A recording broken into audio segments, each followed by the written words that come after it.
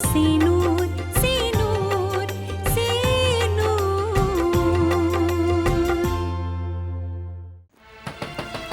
अजी दीदी, दीदी देखी ना दरवाजा नहीं खोलते।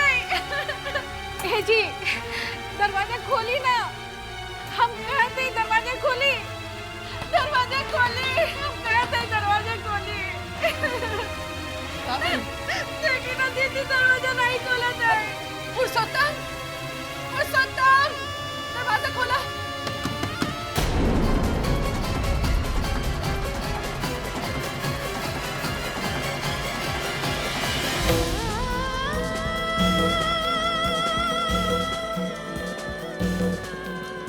हे भगवान, हम आज तक तो हर सच्चे दिल से तपस्या कैले हैं। कबो कबो कोनो चीज तो से ना मंगनी, एक चीज मंगली रही, वो तो हमरे झोली में देके हमसे वापस ले लेला। काहे भगवान, काहे भोलेनाथ, काहे? अब हमार प्रेम हमारी जिंदगी में ना हो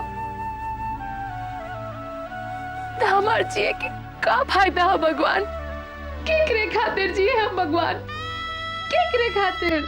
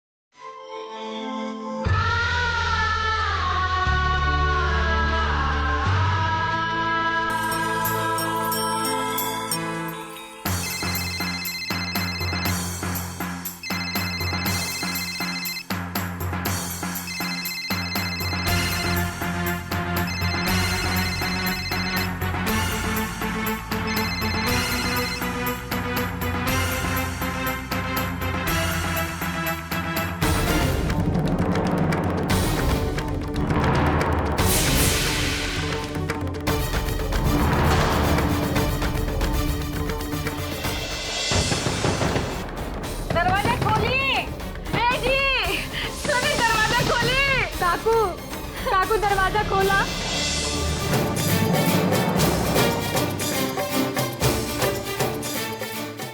क्या हो? अब तो हम लोग चैन से ना रहे देबू। आप अंदर से दरवाजा काहे बंद कर ले हैं? दरवाजा बंद ना करी तो क्या करी? पूरे समाज में हम मुंह दिखावे लायक ना रह गए।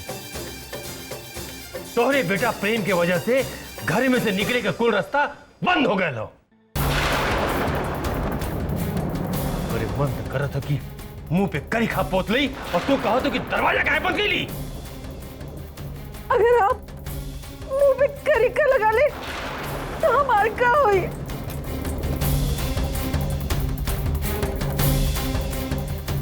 जॉन भाई भुला जाए, कोनो दूसरा रास्ता निकाले के चाहिए ना। आखिर वो आपके लड़का है ना? लड़का अगर हाथ में गंदा कर देते तो हाथ के साफ करल जाला, न कि ओके काट के फेंक दिल जाला।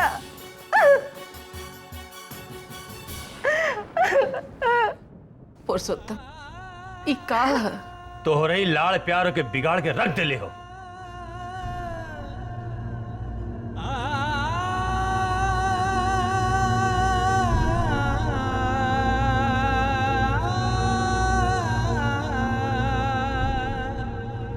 ठीक हो, बुलावा प्रेम के, मुझसे कुछ बात करे के हो।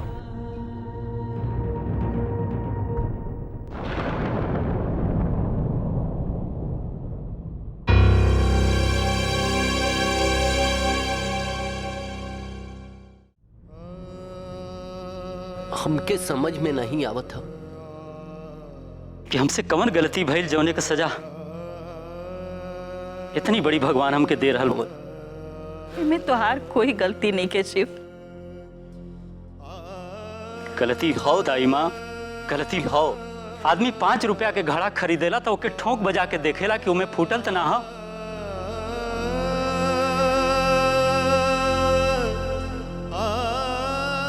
और हम अपने फूल से बिटिया का शादी तय कह देली और कब्बो जाने की कोशिश ना कैली कि शहर में लड़का पढ़ाला कि का कराला,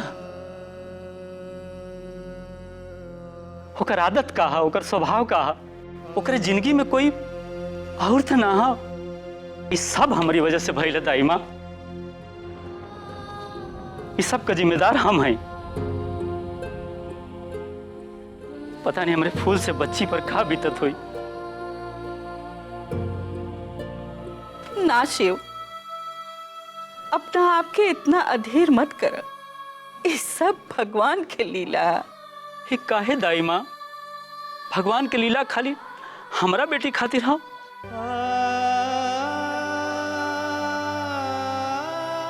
समय से पहले उसे माई के अचरा का छांव छिना गई और जेके वो अपने मन मंदिर के देवता बनौलस, वो कर मन मंदिर छोड़ के चल गई।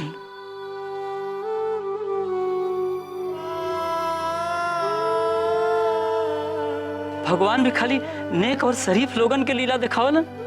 भगवान पे भरोसा रखा बेटा, सब ठीक हो जाए। अब ठीक हो के का होई दाई माँ? का हमरे सुधा के होठन के मुस्कान लौट आई? का ओकरे दिल पर जौन ठेस लगल वो ठीक हो जाई? ना दाई माँ ना, अब सब खत्म हो गई।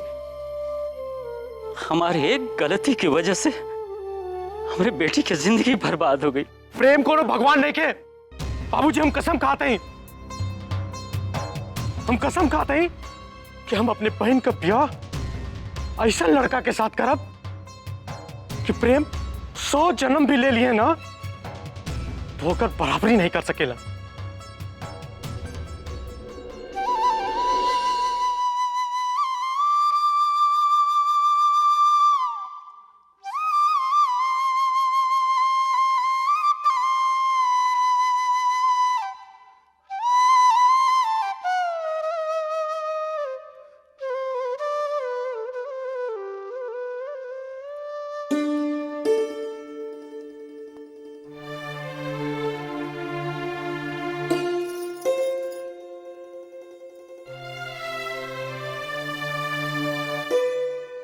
राहुल तू ही बतावा, हमार गुनाह का हो? सच्चाई बतावल चाहत रही तो केहू सुनलस नहीं। हम मजबूर हो के सबके बीच हमरा सच्चाई कहे के पड़ल तो केहू से बर्दाश्त न भइल।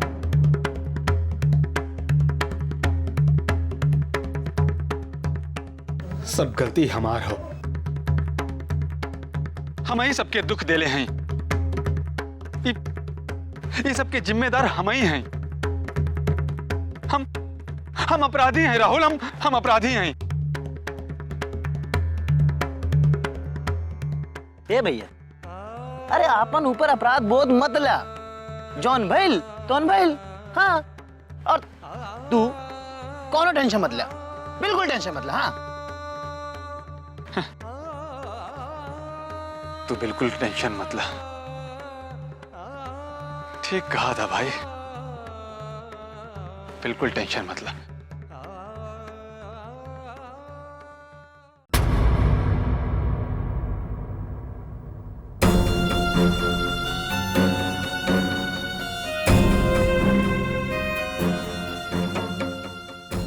इला चाय वाय पिए लोग, कब तक भूखे प्यासे रहबा।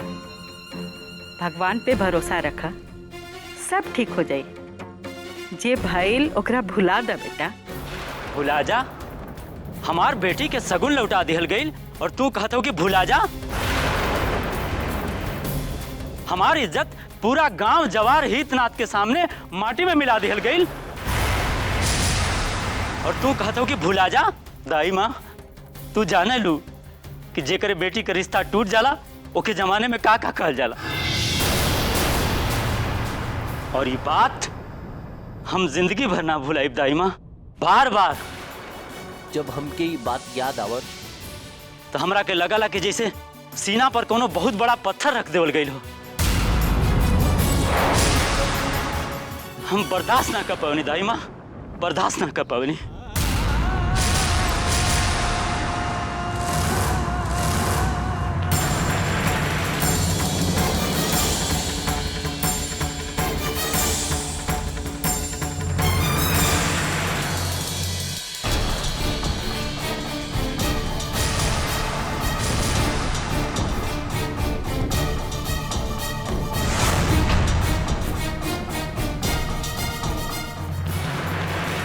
हमके दे दो बेटा, दाई माँ तू हट जा।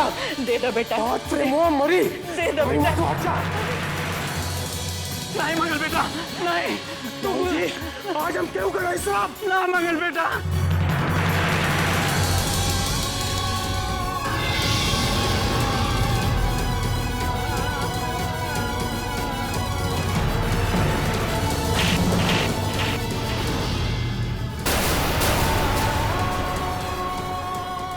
तू जाना हुआ तू का करे जात हुआ? जौने लड़का के तू जान लेवा जात हुआ ओके तोहार बहन बचपन से प्यार करेले।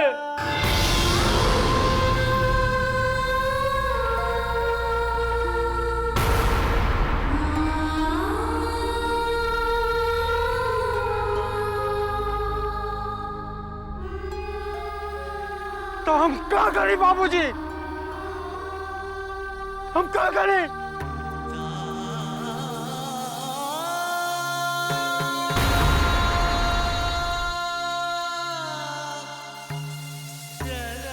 बाबूजी, बाबूजी हमरा से हमसे सुधा की स्थिति नहीं देखल जाता बाबूजी,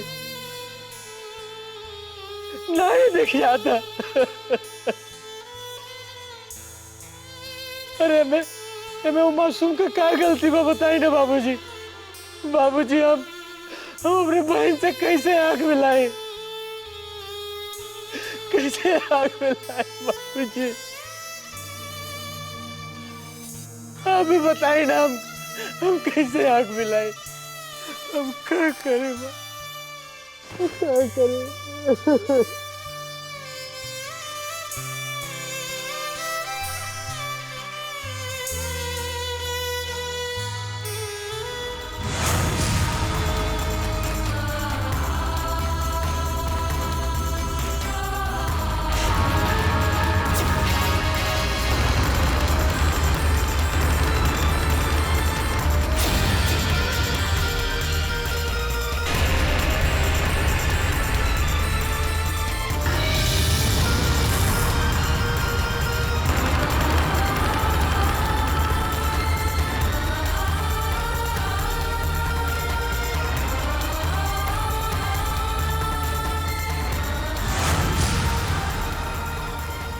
सुधा, सुधा, सुधा, का भाई सुधा, क्यों है? सुधा,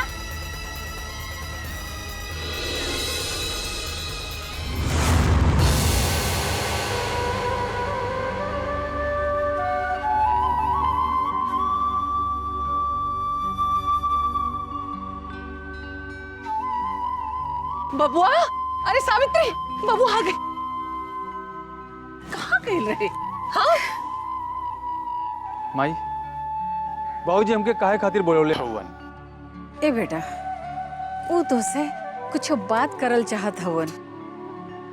हम जानत हई ये घड़ी वो बहुत गुस्सा में हवन। बेटा, हमारे को बात मान लिया। इस समय वो जो कुछ भी कहे चुपचाप सुन लिया। हाँ बेटा। ठीक है माई, हम उनके सुन ले। बाकी बतावा, हमके कोई काहे नहीं सुनता हुआ है? कोई जाके बाबूजी की कहानी समझावा था। देखा बेटा, उनकरा से बहस मत करिया। बबुआ, वो तोहार बाप होके के साथ साथ ई घर के मुखिया भी हवन। उनकरा लइकन के खुशी के साथ साथ ई घर के मान मर्यादा और इज्जत के भी ख्याल रखे के हऊ।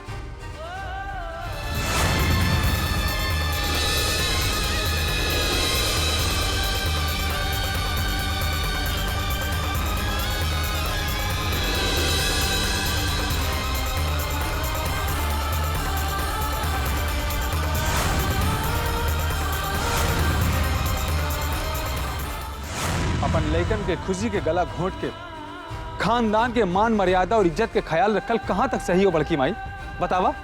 बबुआ तू समझत काहे नहीं खे, वो जौन कुछ भी करे है तुहार खुशी के खातिर करे है।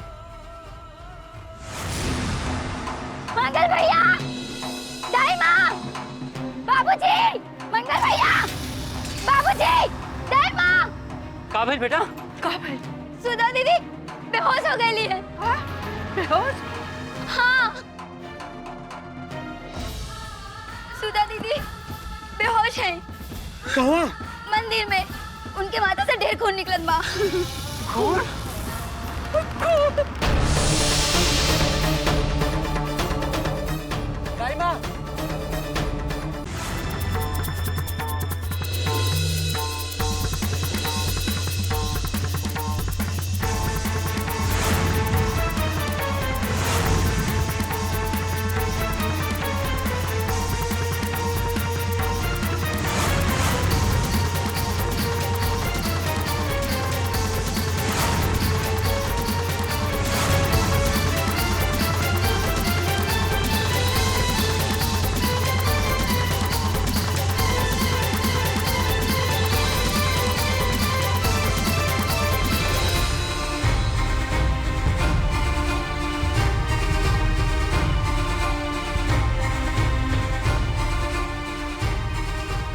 बाबूजी,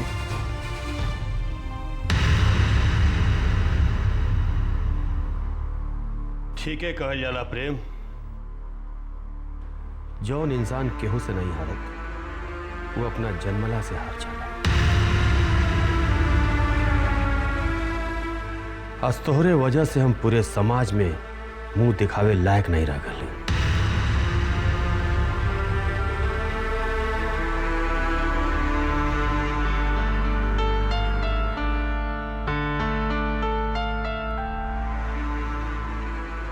हम तो के शहर भेजले रही कि तू पढ़ लिख के एक दिन हमार नाम रोशन कर पा। एक खातिर नहीं कि तू पढ़ लिख के एक दिन भरल समाज में हमके बेइज्जत कर पा।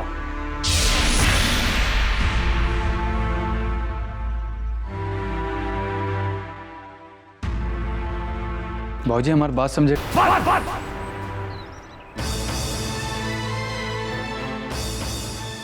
वो दिन तू बहुत बोला प्रेम, आज तू चुपचाप हमार सुना।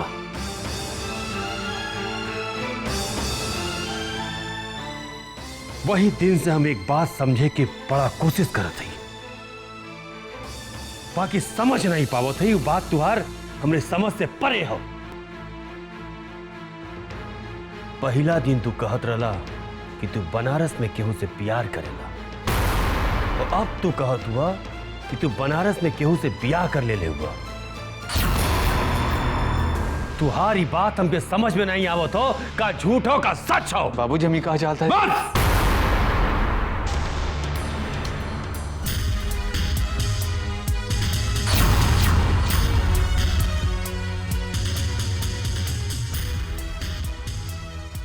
हम तो के एक बात कह देती प्रेम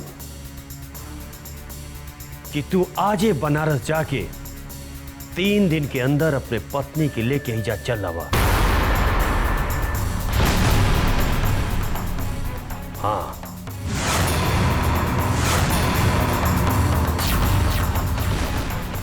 नहीं तो जौने तारीख पर हम सुधा से तुहार ब्याह तय कैले हई, वही तारीख पर तो से सुधा के ब्याह करे के पड़ी, समझ ला।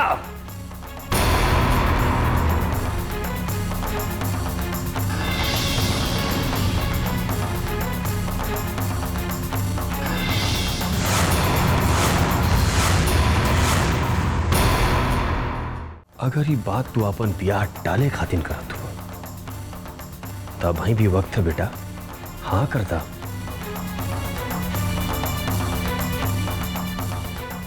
शिव जी के हम मना ले, वो हमारे बचपन के मित्र मन, वो मान जाइए बेटा।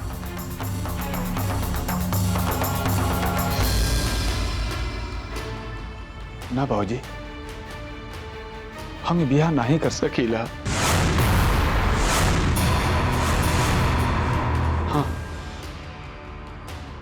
आपके दिल 3 दिन के समय हमके स्वीकार हो और हम वचन देते हैं कि अगर 3 दिन के भीतर अपने पत्नी के आपके सामने लायक खड़ा न कर देली तो हम वही करब जवान जवान आप चाहवा।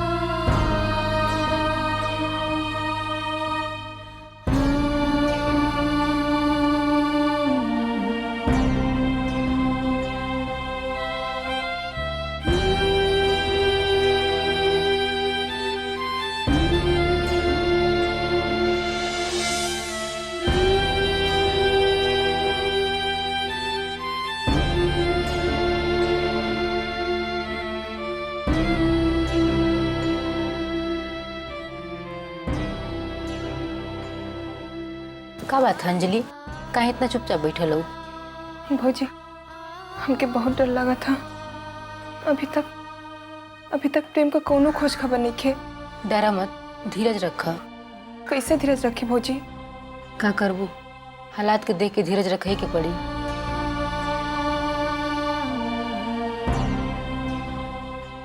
अंजलि,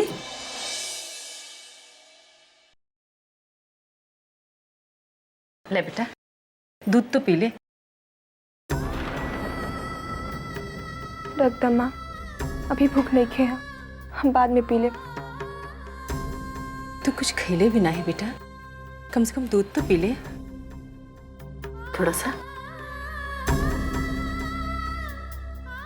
और वैसे भी खाद पियत रह बाबू। अब माई बाबू के यहाँ का ज्यादा दिन खाना ना लिखल हो तो के। तो ऐसे काहे कहत हो अम्मा?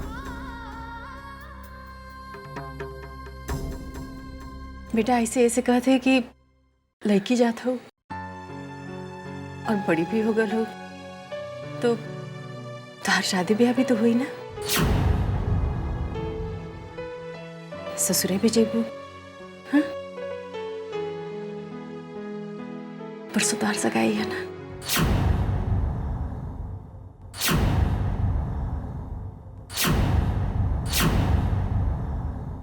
हम दूध रख देती, भुलाया जिन, ठीक है? पी लिया। हाँ? चल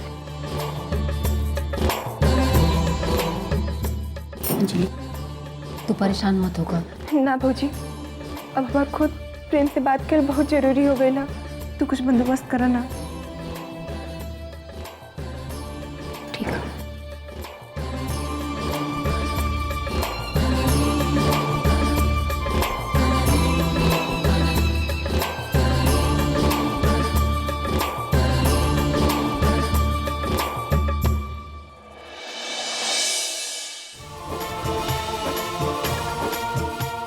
भैया एगो बात पूछी? पूछा।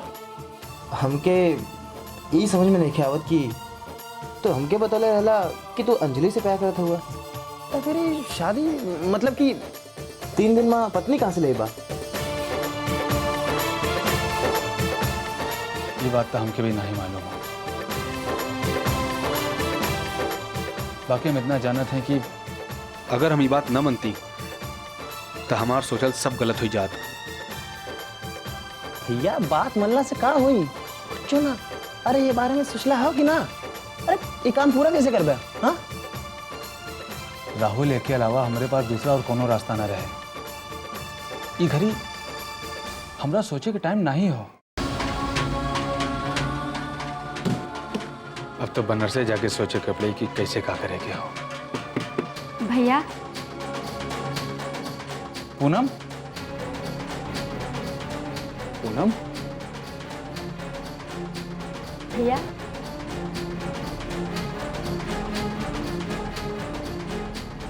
ऐजा। अब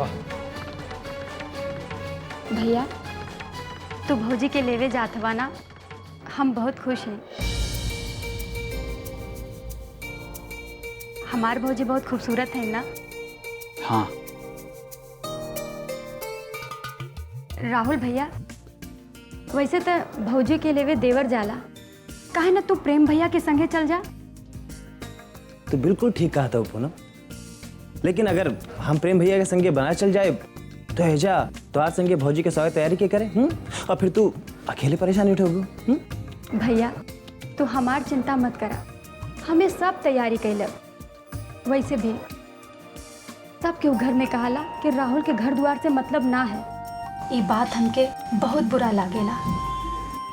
केहू कुछ कहे, लेकिन भगवान हमके यहाँ भले ना देले हुए, लेकिन हम दिल से कहते हमार दोनों भाई राम लक्ष्मण जैसन हम।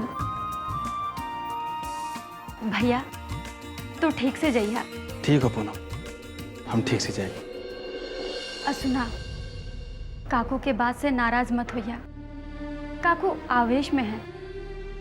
अगर काकू की कौनो बात तोहरा के बुरा लगल हो तो हम माफी मांगत हैं। भैया काकू बहुत अच्छा हवे। काकू के दिल कोमल हवे। अरे ना पगली, हम बाबूजी की बात का बुरा कैसे मान सकते हैं? हम बुरा नहीं मान ले हैं।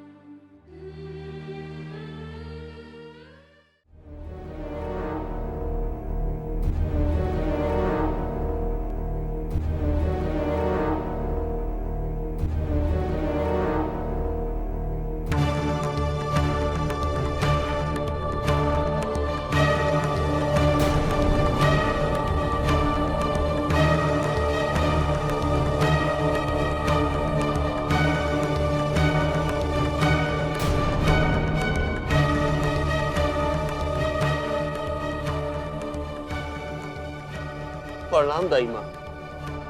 अब यहाँ का कर रही? अब और कौन कसर बाकी रह गई बा? दाई माँ, रवा ई का कहत बानी? अब कहे सुने के का बाकी रह गई बा?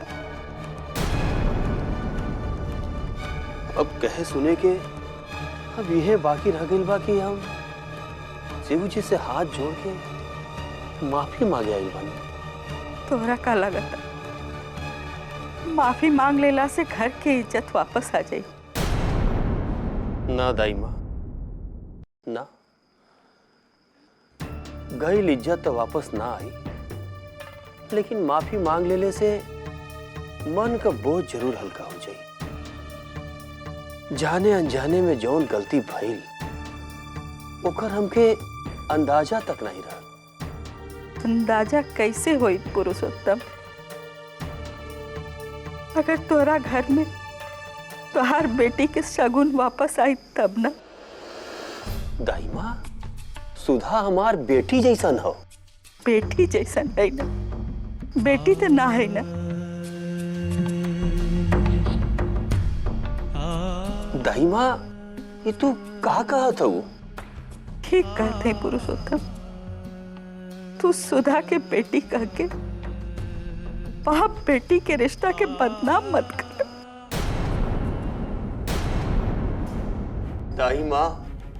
दाई माँ ऐसा कह के हमरे माथे पे तो कलंक मत लगावा, मत लगावा दाई माँ। दाई माँ, अरे हम सच्चो बहुत शर्मिंदगी महसूस करत हई, बहुत शर्मिंदगी महसूस करत हई। दाई माँ, हम आपन और अपने परिवार के तरफ से आप लोगों से हाथ जोड़ के माफी मांगत है, हाथ जोड़ के माफी मांगत है। पुरुषोत्तम, तुम माफी मांगे चाहता रहना तो जा सुधा से माफी मांगा, जे अस्पताल में पड़ल दिया।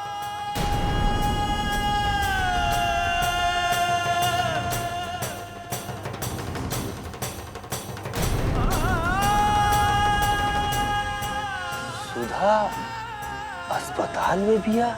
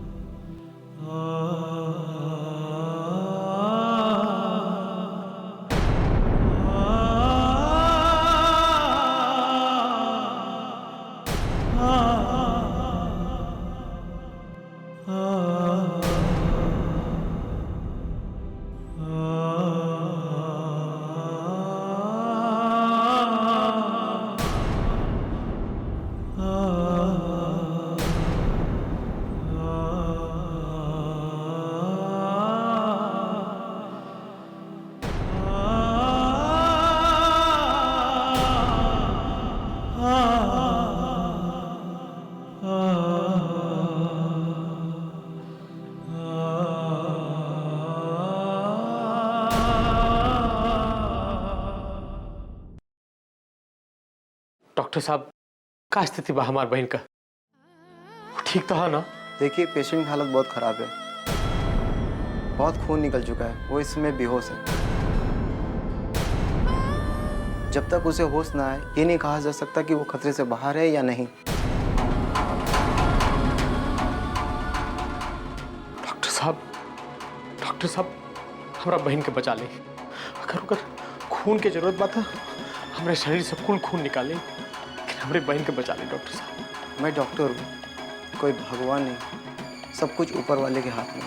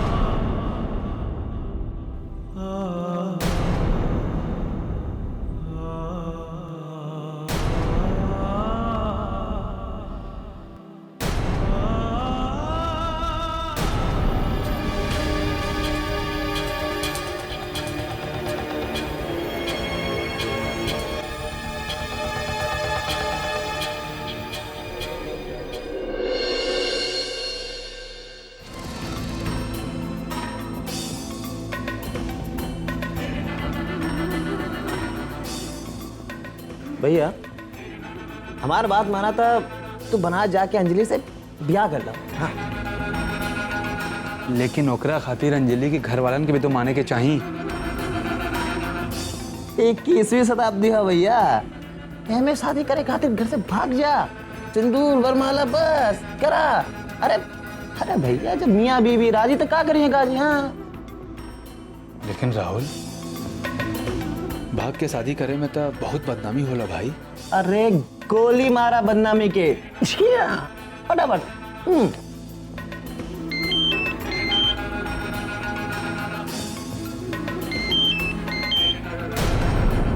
अंजलि के फोन हुआ है।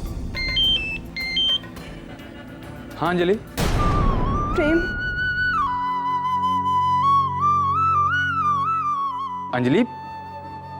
अंजलि काहे रोत हो तू? अंजलि हमके बतावा कि का बात हुआ है। देखा तू रोआ मत, हमका बतावा कि का बात हो। अंजलि अगर तू रोईबू हमके ना बताबू तो कैसे पता चले कि का बात हुआ है। प्रेम परसों हमार सगाई है।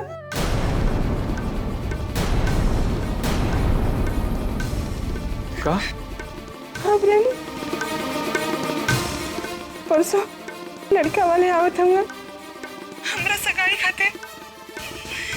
तू तो जानत होगा प्रेम कि अगर केहू और से हमरा सगाई हो गई तो हमार का हाल होई।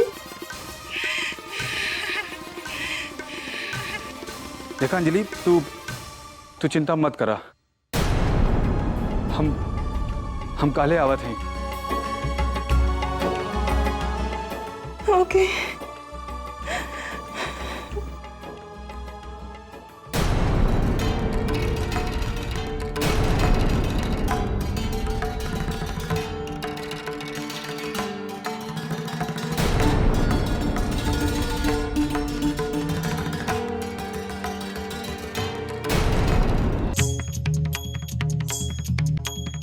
हमरे देखत सब कुछ बिखर गए। हम बेचारा होके रह गई और कुछ ना कह पाए। अरे का फायदा ये शानो शौकत दौलत का जो अपने औलाद के काम में ना आ सकल।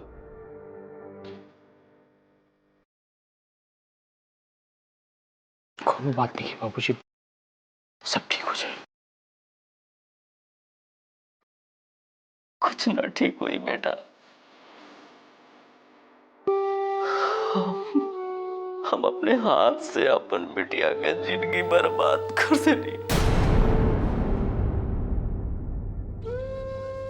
तो खाली जिए खातिर सांस ले दे।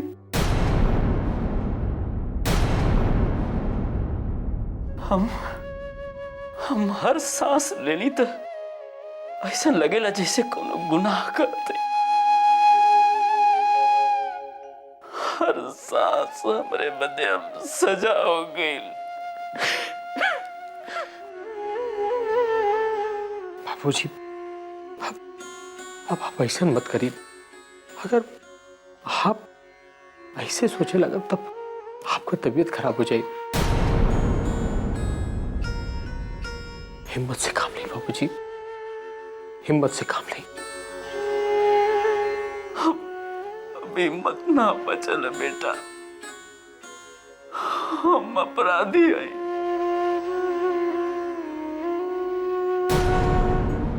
बाबूजी, आप अपने आप की मत कोसी। अरे आप तो वही कहनी जौन एक बेटी का बाप करेला।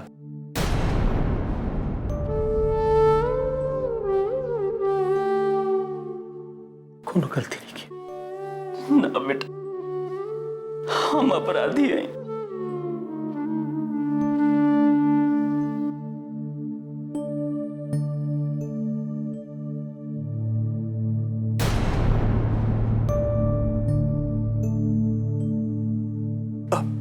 सुधा कैसन हो?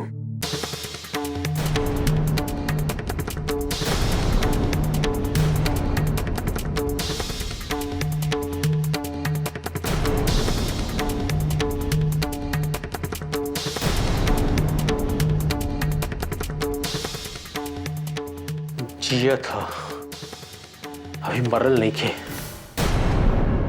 ऐसे ना कहे के बेटा, बाबा भी सुना चाहिए तोकरे पर कौनो आँच ना है। आँच तब पड़ गई वो हमारी बहन पे, और ओकर जिम्मेदार तार परिवार है। अब भगवान के लिए यहां से चल जाए। देखा मंगल बेटा, सुधा के साथ जो कुछ भी भइल ठीक नहीं भइल।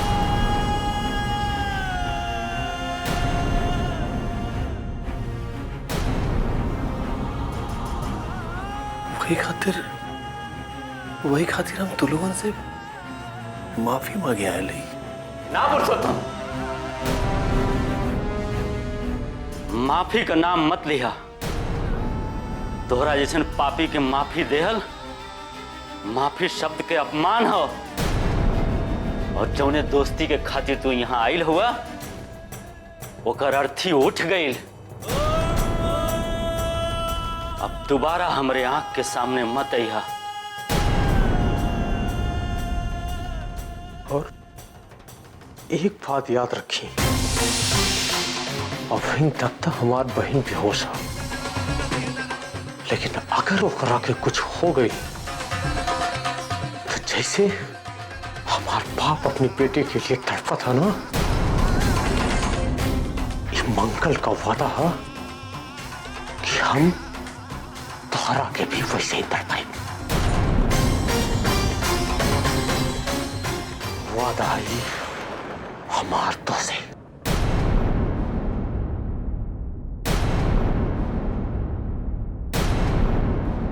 प्रेम, प्रेम, प्रेम, सुनत काहे नहीं हुआ? मर गया हुआ का भाई?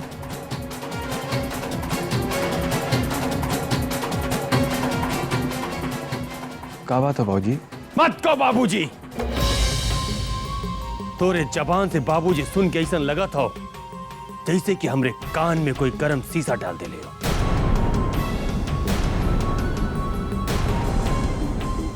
मन तो करो थे कि जौने हाथ से तो के पाल पोस के बड़ा कैले आई वही हाथ से तो नटई दबा के तो के मुआ दी। अरे जवन बेटा अपने बाप के कहले में ना रहेला, वो बाप के तई घर द्वार त्याग के जंगल में चल जाए के चाहिए। कहा भैल जी, आखिर बात कहा? बात यह सावित्री, तोरे प्रेम के वजह से आज शिव जी के परिवार पर आफत आ गई हो। पूरा परिवार बर्बाद हो गई लो। आज सुधा का जोन हालत हो वो हमनी के वजह से पायलो, और एकर भोगदंड तो हमनी के भोगे ही के पड़ी। काहे हमने के काहे भोगे पड़ी? वो ये लिए भोगे के पड़ी कि तू अपने कोख से सपूत नहीं कुल बोरन पैदा के लिए हो।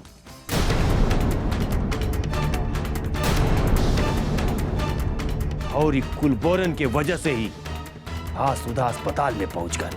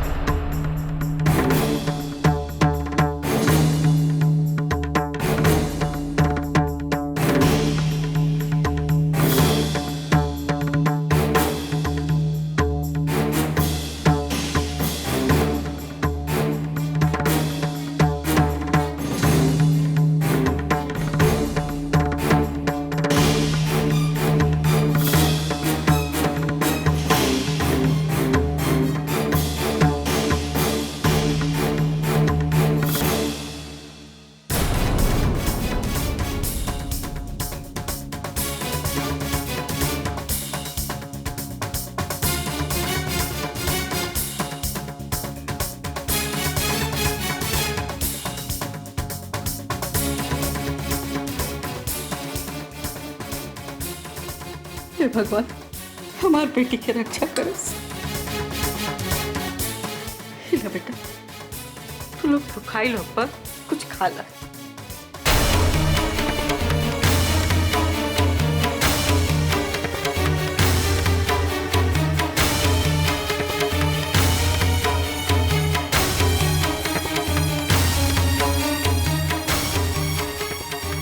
हमार सुधा कैसन बा डॉक्टर साहब? फिलहाल अभी तो ठीक है, होश में आ गई है। लेकिन क्या डॉक्टर साहब? एक्चुअली सिर पे ज्यादा चोट आने का दिमाग का संतुलन बिगड़ गया है।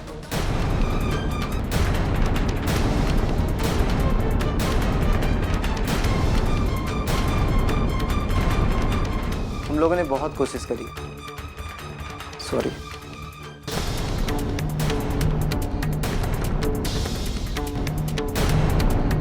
निमिया के डाल मैया लावेली ही लोरवा के झूले झूले ना।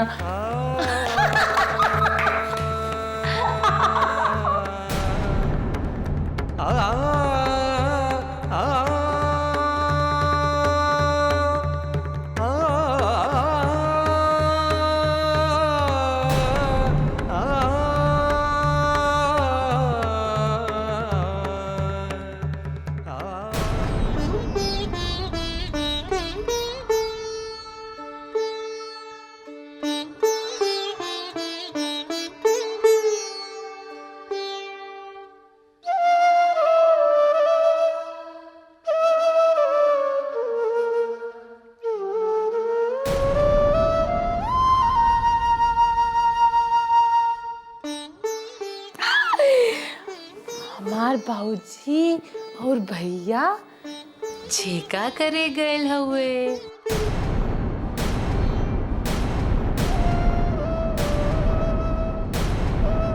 हमार प्रेम दूल्हा बन के आई है।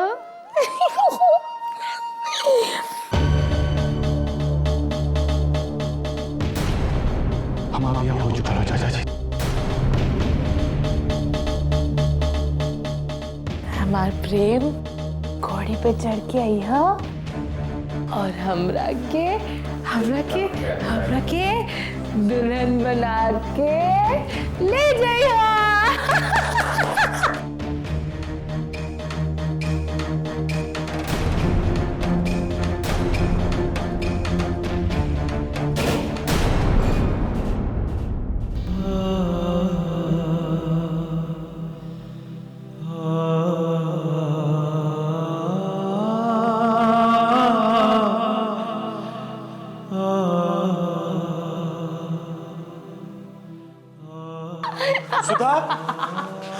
सुधा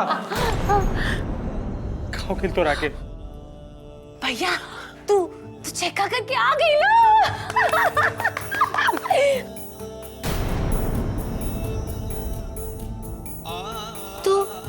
तू रो काहे रहा हुए? हाँ रुआ मत भैया भैया। अरे अभी मत रोआ, जब हमार विदाई होई ना तब रोइहा।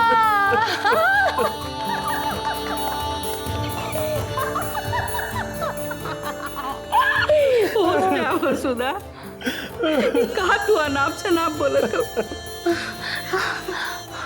हमार शादी हुई।